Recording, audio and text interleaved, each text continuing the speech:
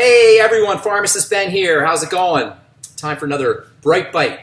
Good nutritional information that I just want to share with you. I collect these research articles and I don't have an opportunity to share them. You know, I do on my radio show a little bit, and we're now starting to do some interviews, my friend Jonty and I, for Critical Health News. But there's so much stuff that I want to share with you guys, so I figured I'd pop through with a YouTube video every once in a while on my YouTube channel and share some good information with you.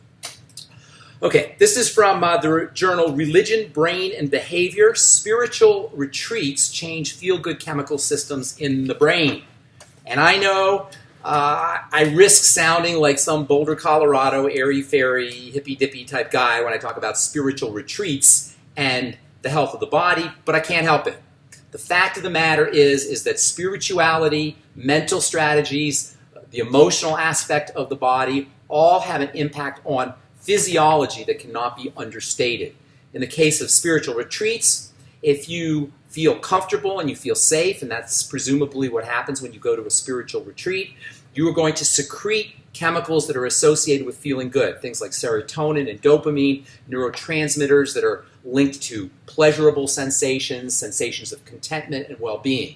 Under conditions of contentment and well-being and safety, the body's parasympathetic, the rest and digest nervous system, will become active. The body's stress nervous system, the sympathetic nervous system, will stand down.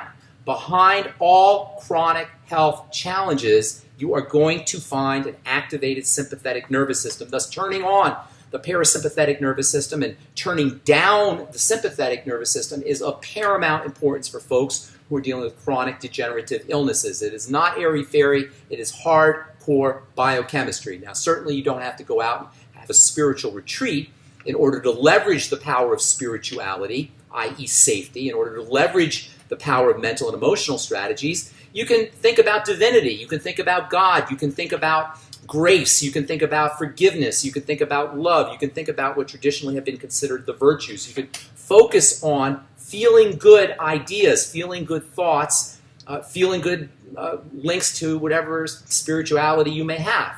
Just simply thinking about feeling good or thinking about spirituality can activate feel-good chemicals and leverage the power of the so-called parasympathetic nervous system. Don't underestimate these things. They're very, very important and, of course, non-toxic and have no side effects like prescription drugs. Okay, this is a story. This is another interesting story that's related to the relaxation response. This is one that I discussed with my friend Jonty on our Critical Health News video that should be posted up here pretty quick, but I'll read it for you guys. Lifestyle intervention leads to a 10-point drop in systolic blood pressure. This is research that was presented at the American College of Cardiology's 66th annual scientific session. People dropped their blood pressure with lifestyle intervention.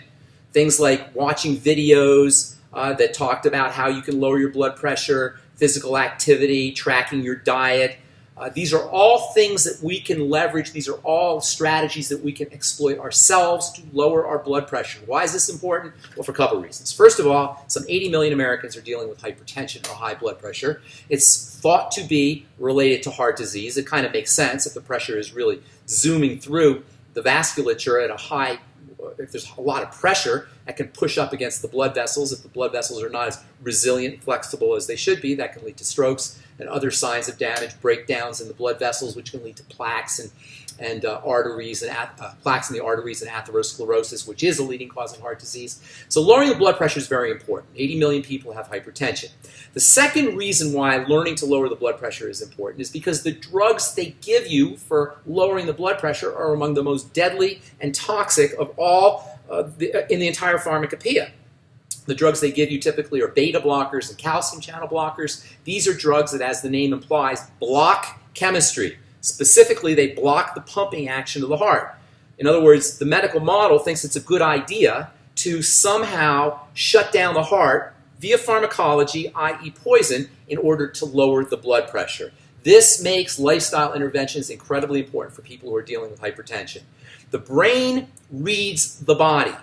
The brain reads the body via the blood. The blood is circulating through the brain, and the brain is kind of reading it to see what's going on in the body. When the brain sees stress chemicals, it will think that there's an emergency and it will start to redirect the blood flow, increasing the tension, increasing the pressure in certain areas of the vasculature, of the circulatory system. So by sending the brain messages that all is right in the world, you will change the chemistry of the blood, or by changing the chemistry of the blood, you will change the reactions of the brain. By sending messages to the brain via the blood that all is right in the world, and you do this by relaxing the body. You can relax the body in multiple ways. I'll talk about those in a second.